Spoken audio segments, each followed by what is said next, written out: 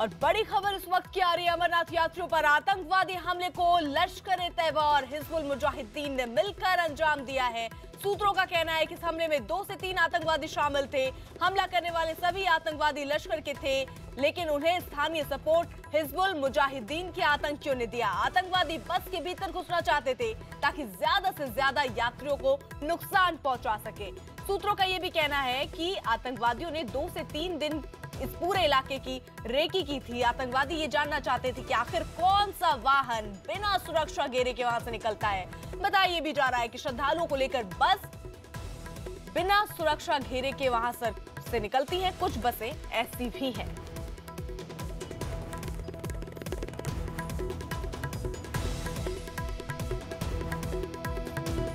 पवन शर्मा हमारे सहयोगी जुड़े हुए हैं। पवन, क्या जानकारी मिल पा रही है? कितने दिन से रेकी कर रहे थे आतंकी इस इलाके की?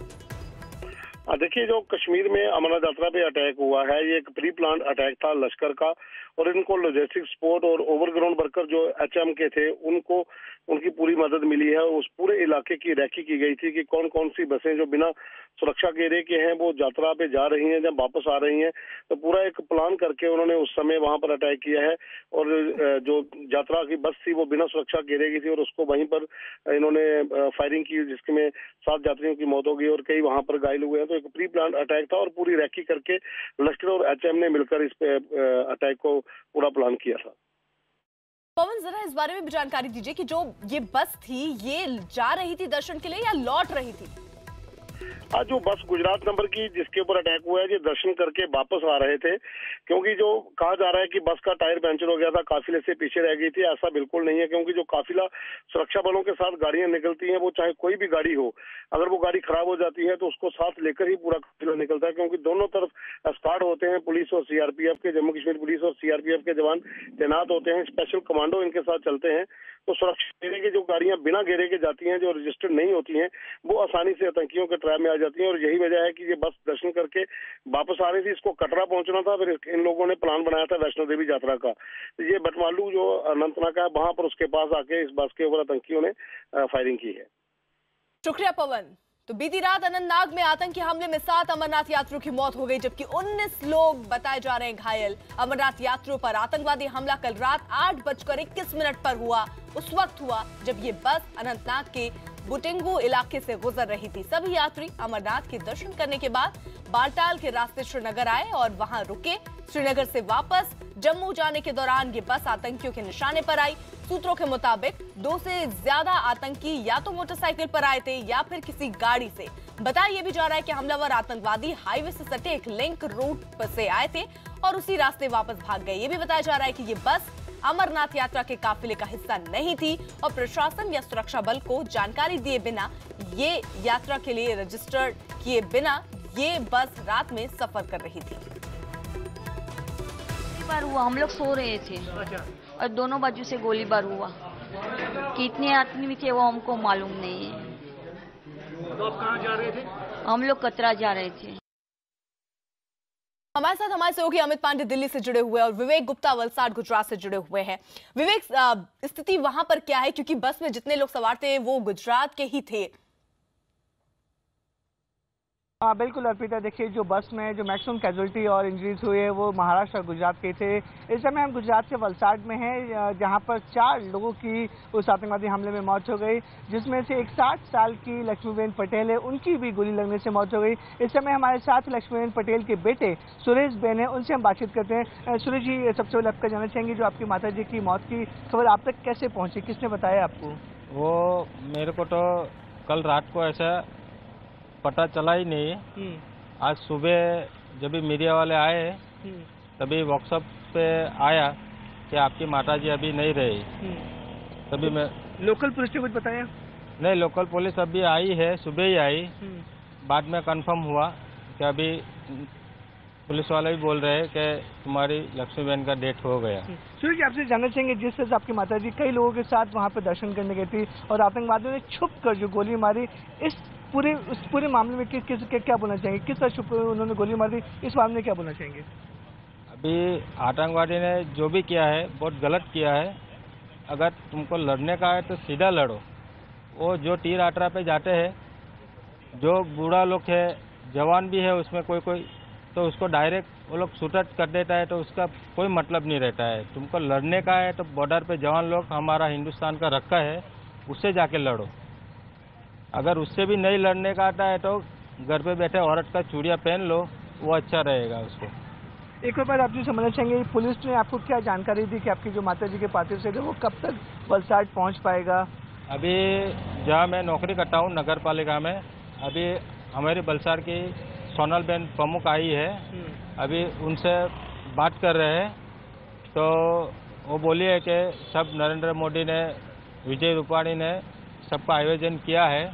वहाँ से प्लेन आएगा कि मिलिट्री का स्पेशल हेलीकॉप्टर आएगा जो दमन में रख कर आएगा, वहाँ से डेड बॉडी मेरे घर तक आएगी। आज आने की उम्मीद है? आज उम्मीद है कि आ जाएगी, ऐसा बताया अभी।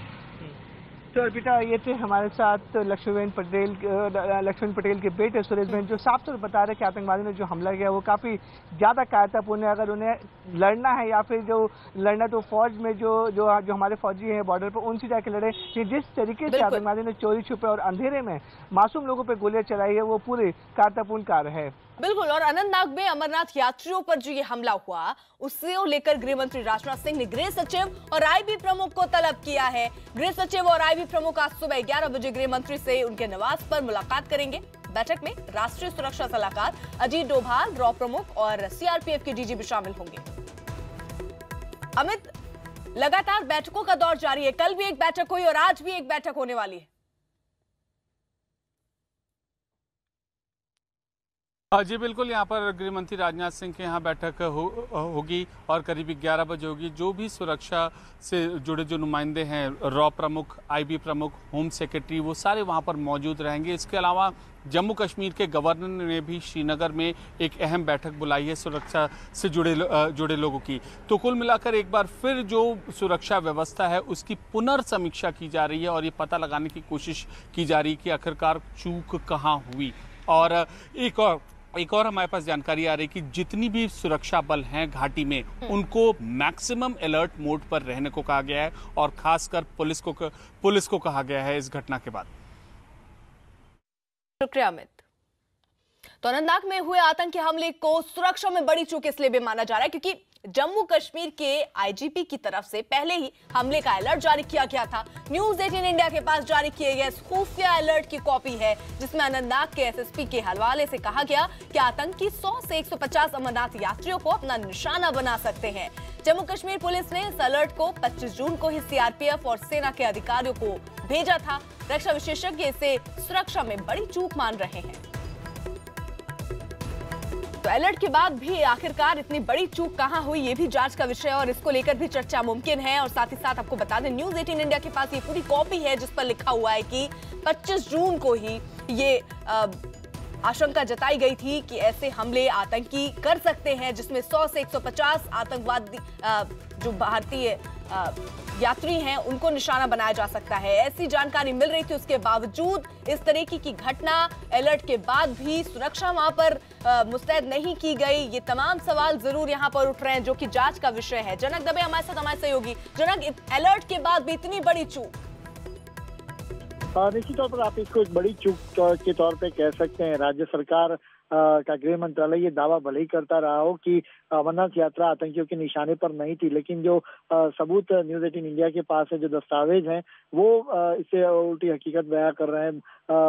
डॉक्यूमेंट में साफ तौर पे 15 दिन पहले इनपुट जारी किया गया था कि आतंकी अमरनाथ यात्रा को निशाना बना सकते हैं और जो यात्री हैं 100 से 150 यात्रियों को निशाना बना सकते हैं। इस तरीके का सीधा इनपुट था। इनपुट में ये भी कहा गया था कि ये ह्यूमन इंटेलिजेंस है जिसके चलते इसकी विश्वसनीयता पर संदेह करना ठीक नहीं होगा। और साथ ही में स्टैंड ऑफ फायरिंग होगा। जिस तरीके से आप पैटर्न देखे जो हमला हुआ था वो बिल्कुल उसी तर्ज पर था, स्टैंड ऑफ फायरिंग था। तो ऐसे में इनपुट 15 दिन पहले ही जारी कर दिया गया था। ऐसे में अगर राज्य सरकार का गृह मंत्रालय ये कहता है कि उनकी ओर से चूक नहीं हुई थी तो ये सरासर गलत होगा। साथ ही में जो बस रजिस्टर्ड थी या नहीं, ये अपने आप में एक जांच का विषय, इस पर जांच होनी चाहिए। लेकिन राज्य सरकार अगर ये कहती है कि आतंकियों के निशाने पर अमरनाथ यात्रा नहीं थी तो ये बिल्कुल सरासर गलत है।